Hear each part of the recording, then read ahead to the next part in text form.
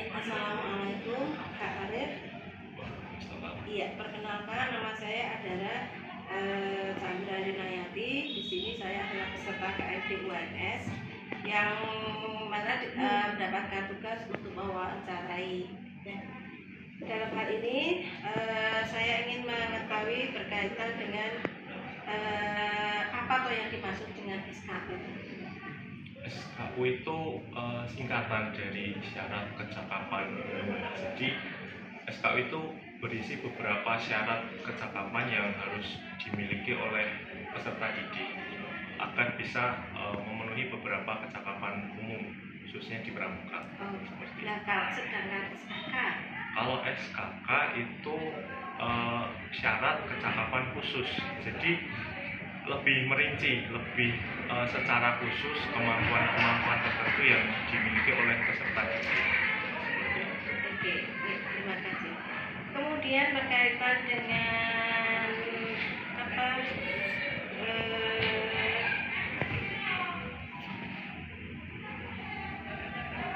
strategi yang dilakukan untuk mewawancari peserta didik dalam pencapaian SKU atau SKK tersebut. Untuk strateginya ada satu uji atau tes supaya peserta didik itu bisa naik ke tahapan yang selanjutnya. Nah, itu biasanya menemui pembina atau beberapa yang dirasa memiliki kompeten untuk menguji mereka. Jadi nanti ada semacam uji SKU supaya bisa naik ke tingkatan berikutnya. Kemudian kalau berkaitan dengan postur pembina pramuka yang ideal itu ya, yang bagaimana sih Kak? Kalau postur pembina yang ideal, postur di sini mungkin lebih pada kecakapan atau kemampuan yang dimiliki oleh pembina. Jadi yang ideal itu setidaknya mungkin pernah mengikuti KFD, jadi memiliki beberapa kemampuan atau pengetahuan di bidang pramuka yang bisa digunakan pada saat kegiatan pramuka. Kemudian untuk metode membina dalam pramuka sendiri itu bagaimana? Untuk metodenya karena ini di penegak ya, jadi sebagai pembina itu lebih pada pengawasan. Jadi peserta didik itu sudah lebih mandiri. Iya, beda kalau sama penggalang kan anak SMP dan SMA kan berbeda. Jadi di tingkatan penegak itu kami lebih pada pengawasan dan memberikan saran. Untuk pelaksanaan program itu mereka bisa menjalankannya dengan mandiri. Jadi anak-anak adik-adik penegak itu sudah bisa melakukan kegiatan secara mandiri. Sedangkan di dalam dunia penegak itu bagaimana? Di dunia penegak itu lebih cenderung ke pengembaraan. Jadi banyak eksplorasi di luar ruangan, di perkemahan seperti itu. Jadi ya karena karakteristiknya lebih ke mandiri itu tadi sih.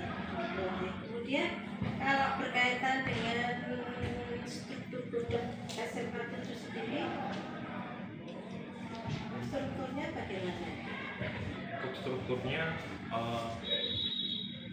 ada pembina, kemudian kepala sekolah juga ikut andil dalam kestrukturan organisasian, kemudian nanti di bawahnya ada lagi pradana.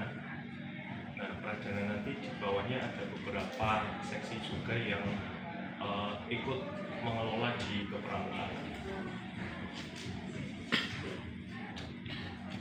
Kemudian yang berkaitan dengan pengelolaan tadi, apakah selama ini akan menemui kendala-kendala? Kendala ada beberapa, kan di pramuka itu ada beberapa proker pada setiap tahunnya. Nah, kadang kendalanya itu ada di pendanaan. Kadang ketika hendak menganggarkan satu proker itu dananya belum ada, jadi itu jadi kendala bagi kami ketika menjalankan satu. Ketika menemui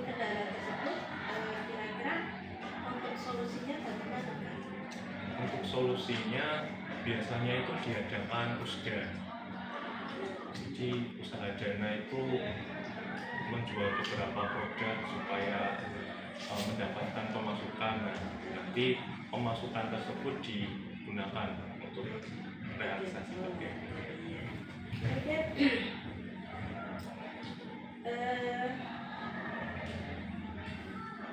untuk wadah pembina yang ada di kepramukaan apa? Wadah pembina di kepramukaan untuk penegak itu kadang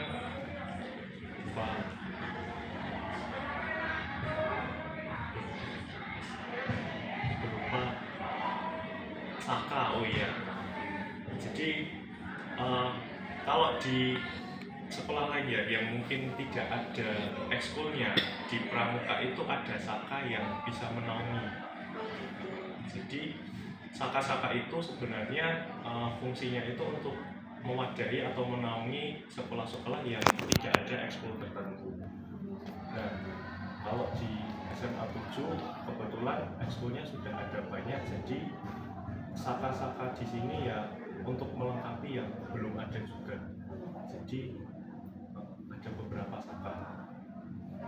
Oke, berkaitan dengan